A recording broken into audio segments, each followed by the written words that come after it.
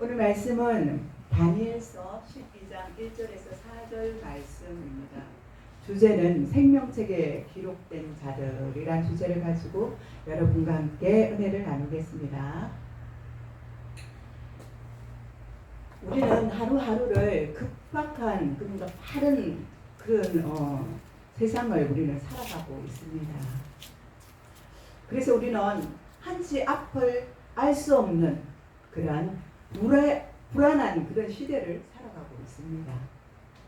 우리가 우리 앞에 일어날 일들을 단 하루라도 우리가 빨리 알 수 있는 예지력이 있다면 큰 부자가 될 사람들이 아주 많을 것입니다.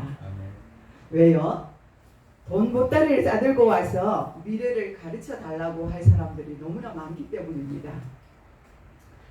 그런데 예언자도 점을 치는 사람도 자기 앞길조차 아무도 잘 모릅니다. 그들이 안다고 하지만 실제로 보면은 알고 있는 것이 아무것도 없습니다. 내일 일어날 일들을 어떻게 알겠습니까? 그런데 유일하게 내일 일도 알 수 있는 분은 우리 하나님 한 분이십니다. 사람들은 자기 자신에게 일어날 일들이 매우 궁금하여 여기저기 용하다, 저기가 잘 맞춘다 이러면서 점을 치러 다니고 이리저리 헤매고 다니며 자기 앞날을 알려고 합니다. 그런데 우리의 앞날은 오직 하나님만 아십니다. 아멘. 2001년 9월 11일에 미국에 있었던 세계무역센터 테러로 큰 건물들이 순식간에 무너져 이 큰 사건으로 수천 명이 제각기 목숨을 잃었습니다. 대형 참사가 일어난 것입니다. 만약 미국이 이 사건 정보를 하루 전만이라도 알았더라면 이런 큰 불행이 닥쳤을까요? 그렇지 않았을 거라는 거죠. 방비 대책을 세웠을 거 아니겠습니까? 지금도 자기 앞날, 많은 사람들의 앞날을 정확하게 예언한다는 전 세계에 아주 많은 사람들이 있을 것입니다. 우리나라만 해도 많이 있지 않습니까? 지금은 그래도 덜하지만 옛날에 우리 어릴 때는 한 집 건너서 한 집, 그죠? 점을 보는 사람들이 굉장히 많았습니다.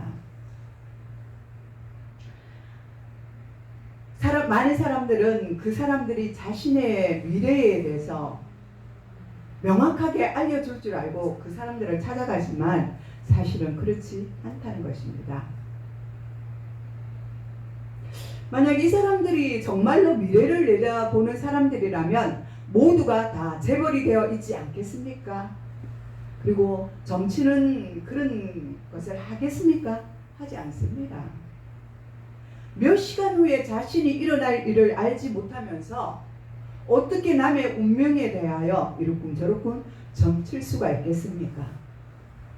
이 세상이 어떻게 될 것인지 궁금하지만 우리는 미래를 내다볼 수가 없습니다. 알 수 없다는 것이죠. 그러나 우리는 하나님의 말씀인 성경을 통하여 이 세상의 미래를 내다볼 수가 있습니다. 아멘. 다니엘서를 보게 되면 바벨론 느부갓네살 때부터 이 세상 끝날까지 인류 역사가 어떻게 되어지는지 과정이 구체적으로 예언되어 있습니다. 미래를 보여주고 있다는 것입니다. 오늘 이 본문은 특별히 그 예언에 관하여 결론에 해당하는 본문의 내용이기도 합니다. 이 세상 끝날에는 큰 환란이 있다는 것입니다. 그리고 이 생명책에 기록된 자들은 다 구원을 받는다는 것입니다. 아멘. 그리고 복음을 전하는 자들이 받게 되는 영광에 대하여 예언하고 있습니다. 아멘. 오늘 본문 12장 1절에 이렇게 말씀하고 있습니다. 한번 같이 읽어볼까요? 12장 1절입니다. 시작. 그때에 내 민족을 호위하는 큰 군주 미가엘이 일어날 것이요 또 환란이 있으니 이는 개국 이래로 그때까지 없었던 환란일 것이며 그때에 내 백성 중 책에 기록된 모든 자가 구원을 받을 것이라고 그렇게 기록되어 있습니다. 예. 그때라는 것은 세상 끝날 때를 말하는 것입니다. 그때가 되면은 하나님의 그 책에 기록된 자들은 다 구원을 받는다고 말하고 있습니다. 성경에는 천사들의 이름이 쭉 나열해져 있습니다. 적혀 있습니다. 그 중에는 가브리엘 천사가 있고 또 미가엘 천사가 있습니다. 가브리엘 천사는 기쁨의 소식을 전하는 천사로서 우리 주 예수 그리스도가 이 땅에 오실 때에 구주의 탄생을 예고하고 기쁜 소식을 전하여 주었습니다. 또 미가엘 천사가 있는데 이 미가엘 천사는 악한 마귀와 싸워서 승리의 기쁨을 안겨주는 천사입니다. 특히 환난 중에 있는 하나님의 백성을 구하기 위해 싸우는 군대 장관입니다. 그러기에 그를 이길 자가 없습니다. 요한계시록 12장에 보면은 천사와 마귀가 전쟁을 하는 장면이 나옵니다. 계시록 12장 7절에서 8절에 나옵니다. 하늘에 전쟁이 있으니 미가엘과 그의 사자들이 용과 더불어 싸울세. 용과 그의 사자들도 싸우나 이기지 못하여 다시 하늘에서 그들이 있을 곳을 찾지 못한지라. 이 싸움은 바로 영적 전쟁인 것입니다. 계시록 12장 9절에 또 보면 큰 용이 내쫓기니 옛뱀 곧 마귀라고도 하고 사탄이라고도 하며 온 천하를 꿰는 자라. 그가 땅으로 내쫓기니 그의 사자들도 그와 함께 내쫓기니라. 이렇게 미가엘이 사탄과 싸워서 일방적으로 승리를 거둔 것을 우리는 알 수가 있습니다. 또 계시록 12장 12절에 보면 그러므로 하늘과 그 가운데 거하는 자들은 즐거워하라고 말씀하고 있습니다. 그러나 땅과 바다는 다 화가 있을진저 이런 마귀의 때가 얼마 남지 않은 줄을 알므로 크게 분을 내어 너희에게 내려갔음이니라. 땅과 바다에 큰 화가 있을 것이라는 것은 이 세상에 큰 환난이 닥칠 것이라는 것입니다. 마태복음 24장 21절에서 22절에 보면 우리 예수님께서 이렇게 말씀하십니다. 창세로부터 지금까지 이런 환난이 없었고 후에도 없으리라. 이렇게 말씀하십니다. 그날을 감하지 아니하면 모든 육체가 구원을 얻지 못할 것이나 그러나 택하신 자들을 위하여 그날을 감하시리라. 아멘. 얼마나 큰 환난이기에 과거에도 없고 후에도 두 번 다시 없을 아주 무서운 환난이기에 이 환난에서 다시 살아날 자가 아무도 없을 것이라고 그렇게 말씀하고 있습니다. 마지막 때가 되면 악한 마귀는 마귀의 때가 얼마 남지 않은 것을 알고 최후의 발악을 할 것입니다. 그래서 그 마귀는 눈에 보이는 것이 아마 없을 것입니다. 그러나 우리 하나님은 우리를 사랑하심으로 자기 백성들을 구하기 위해서 그날에 구원하여 주시겠다고 말씀하십니다. 요한계시록 20장을 보면 마귀의 사자인 짐승과 거짓 선지자들은 유황불이 붙은 못의 산채로 던져져서 세세토록 밤낮 주야로 고통을 받게 된다고 말하고 있습니다. 오늘날 이 세상을 바라보면 마치 마귀가 승리하는 것 같습니다. 우리를 괴롭히고 정말 예수를 믿지 않는 사람들은 잘 되고 뭐든지 잘 되는 것 같은데 예수 믿는 자들은 왜 이렇게 안 되나 이런 그런 생각을 할 때도 많이 있습니다. 이 악한 원수 마귀 사탄이 왜 나만 대적하는가 하는 생각도 할 때는 많이 있습니다. 이 세상은 나날이 타락하고 인간은 완악해져 가고 또 죄가 관영하는 것을 보면 우리 하나님은 살아계시는지 궁금할 때도 우리가 있습니다. 정말 하나님이 살아계신다면 믿는 자들을 좀 잘되게 해주시고 축복하시고 또 앞길을 확 열어주셨으면 좋겠는데 믿지 않는 자들 앞에 좀 본을 보여주시면 좋겠는데 하나님은 왜 그렇게 하지 않아 하실까 하는 그런 의구심이 들 때도 있습니다. 그리고 우리 마음엔 하나님이 보이지 않고 하나님은 정말 어디에 계신가 그런 궁금할 때도 있을 것입니다. 지난 과거에도 히틀러는 독일 사람입니다. 스탈린은 러시아 사람입니다. 이 같은 사람들이 인간의 탈을 쓰고 짐승 같은 행동을 하고 핍박을 할 때도 있었습니다. 그때 수많은 유대인들이 죽었습니다. 잔혹한 죽음이었습니다. 그러나 아무도 어둠의 세력이 강할지라도 결국 그들은 망하게 되었습니다. 아무리 어둠의 세력이 강할지라도 결국 그들은 망하게 되었습니다. 사라졌다는 것이죠. 미가엘 천사가 사탄과의 싸움에서 이기고 앞으로도 이길 것입니다. 아멘. 그러므로 우리는 어떤 상황이 오더라도 승리할 것입니다. 우리에게 닥친 환난은 정녕 괴로운 것입니다. 너무 힘이 듭니다. 좀 이것을 피해가고 싶습니다. 그러나 하나님은 환난으로 통하여 당신의 뜻을 우리를 통하여 이루어 가시기를 원하십니다. 아멘. 우리가 기억해야 하는 것은 이 모든 사건을 주관하시는 분은 살아계신 하나님이시라는 사실을 우리는 인정해야 합니다. 모든 환난도 축복도 하나님이 우리에게 주십니다. 사단이 우리에게 공격을 하고 우리를 힘들게 하는 것 같지만 실질적으로 그 배후 뒤에서 일하시는 분은 누구예요? 하나님이시라는 것입니다. 모든 환난도 영적으로 바라본다면 모든 것이 하나님의 뜻 안에, 하나님의 계획 안에 들어있는 것입니다. 결코 우연은 없는 것입니다. 어떤 악한 자가 자기 힘으로 하는 것이 아니라는 것입니다. 본문 1절을 보면 그때의 내 백성 중에 기록된 모든 자들은 구원을 얻을 것이라고 기록되어 있습니다. 여기에 책은 생명책을 말씀하는 것입니다. 요한계시록 17장 14절에 생명책에 기록된 자들은 어떤 환난과 핍박이 와도 이기고 끝까지 신앙의 지조를 지킨다고 말씀하고 있습니다. 만왕의 왕이신 우리 예수님이 그들과 함께 하시기 때문입니다. 우리와 함께 하시기 때문입니다.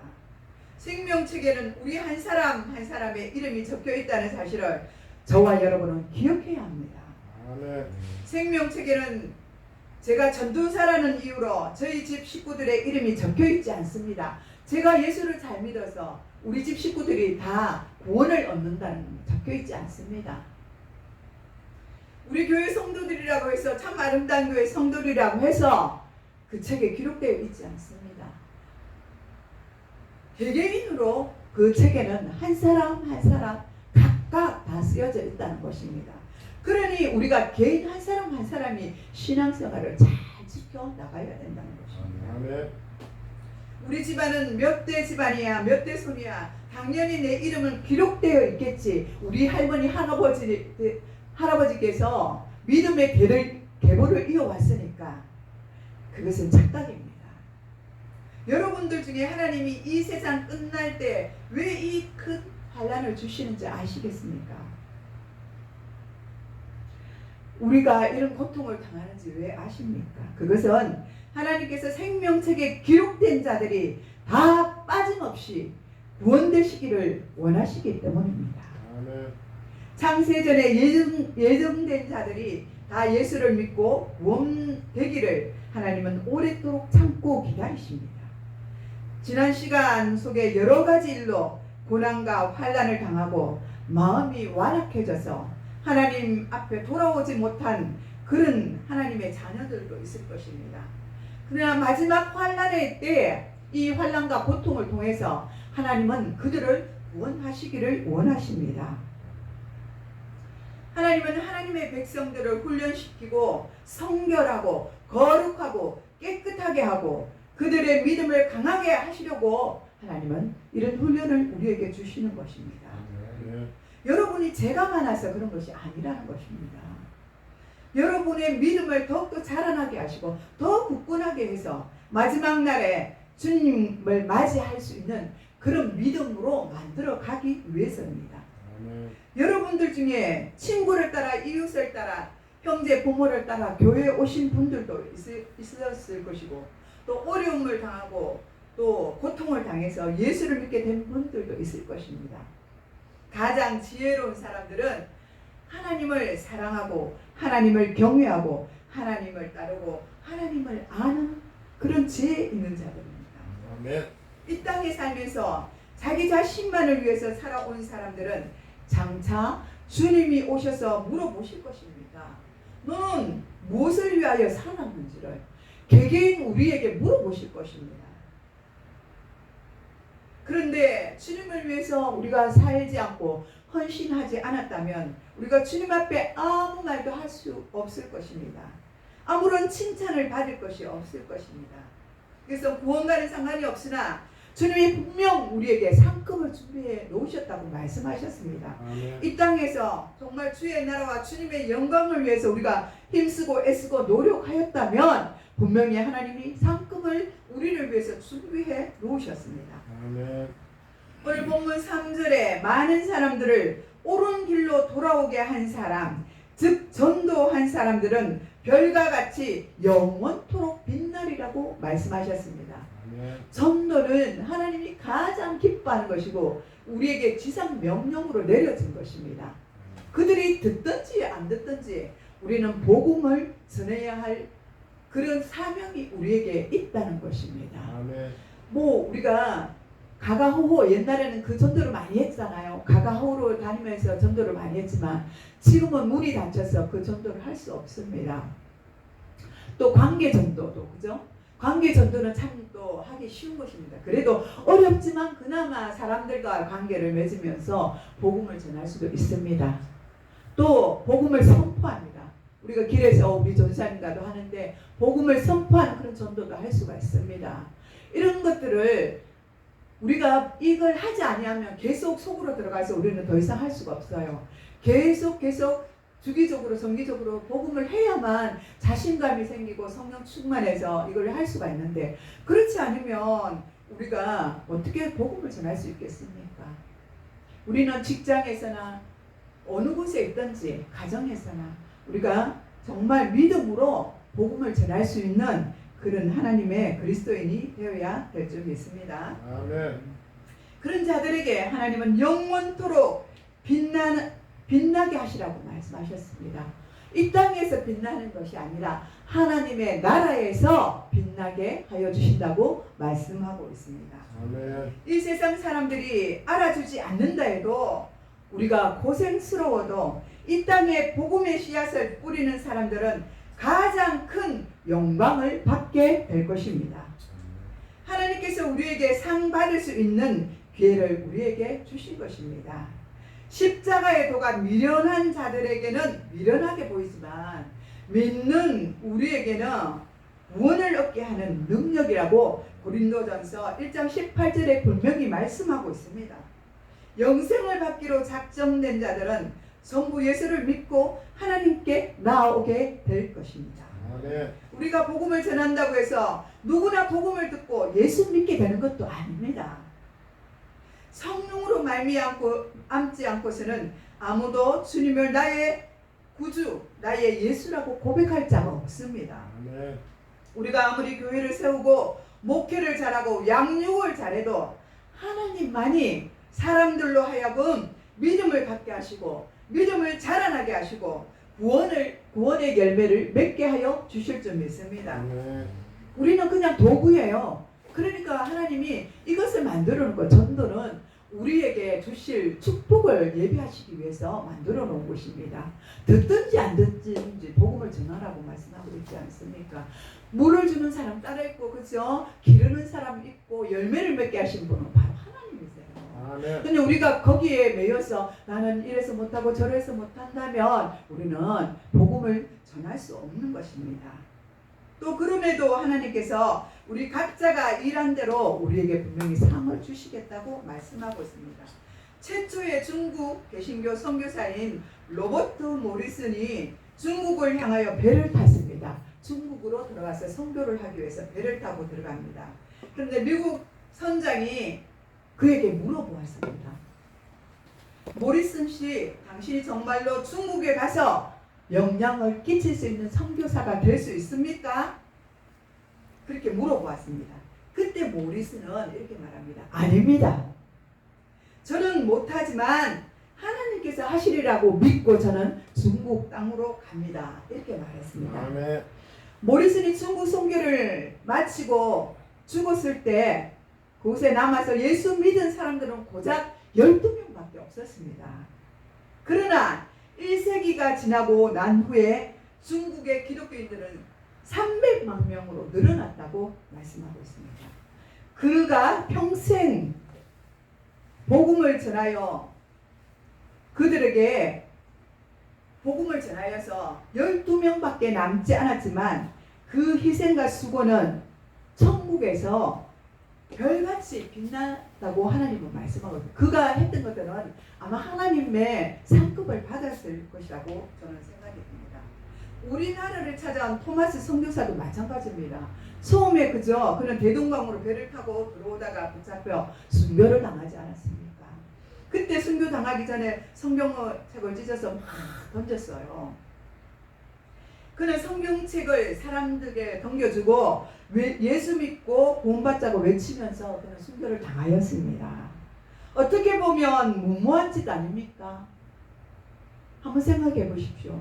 차라리 그럴 거면 선교를 가지를 말 것을, 선교를 오지를 말 것을 왜 그렇게 하였을까 하는 생각들 들지 않습니까? 어떻게 보면 한 사람도 구원하지 못한 무능한 선교사 같지만 그가 던진 성경책을 나누어 가진 사람들이 각자 자기 집으로 돌아갔습니다. 그리고 그들은 그것을 가지고 도배지 자기 집에 천장에다 붙이기도 하고 화장실에 휴지를 사용하기도 했다고 말하고 있습니다. 그리고 담배를 피우기 위해서 담뱃잎을 돌돌 많은 종이로도 사용했습니다. 그런데 그 중에 우연히 찢어진 성경을 읽다가 그들은 예수를 믿게 되었다는 놀라운 일들이 일어났습니다. 이후 이 땅의 놀라운 역사로 수많은 영혼들이 예수를 믿고 구원을 받게 되었습니다. 우리는 장차 천국에 이르러 면류관을 쓰고 영원토록 빛나는 영광을 누리고 있을 토마스 선교사를 보게 될 것입니다. 우리 눈으로 볼 수 있다는 것입니다. 하나님의 말씀대로 복음을 전하는 자의 발걸음은 아름답다고 말씀하고 있습니다. 이 세상에 가장 고마운 사람들은 우리에게 복음을 전하여 준 사람들입니다. 그러니까 전도자가 얼마나 중요합니까? 전도자가 왜 외쳐야 합니까? 복음을 들어야만 그들이 올 수 있지 않습니까? 물론 소리내에 외치지만 그들에게 복음을 가까이 가서 외치기도 합니다. 이런 자들에게는 가장 큰 영광과 상급이 주어지게 될 줄 믿으시기 바랍니다. 아멘. 창세 이후로 없었던 큰 환란이 가까이 우리에게는 다가오고 있습니다. 이제 주님의 때가 다가오고 있다는 것입니다. 이 환란은 결코 우리를 괴롭게 하는 환란이 아니라 하나님께 나오라는 그런 목적이 있는 환란입니다. 예수 믿는다고 하지만 온갖 죄를 다 짓고 하나님께 영광을 가리는 사람들을 깨끗하고 정결하기 위해서 우리에게 또 상 받을 수 있는 기회를 주시기 위해서 우리에게 환난을 주신다고 말씀하시는 것입니다. 우리가 땅끝까지 복음을 전하고 마지막 환난이 끝나면 예수님께서 재림하십니다. 이때는 이 세상은 없어지고 그리스도의 나라가 임합니다. 우리 모두는 주어진 시간을 통하여 한 점 부끄러움이 없는 그런 주님을 맞이할 수 있는 그런 성도들이 되시기를 기대합니다. 기도하겠습니다. 만사전에 우리를 택하시고 이 땅 가운데 예수 그리스도를 믿어 구원을 얻게 하여 주신 우리 하나님 아버지께 감사와 영광을 올려드립니다. 아멘. 다니엘서에서 많은 사람들을 옳은 대로 돌아오게 하는 자는 별과 같이 영원토록 빛나리라고 말씀하셨습니다.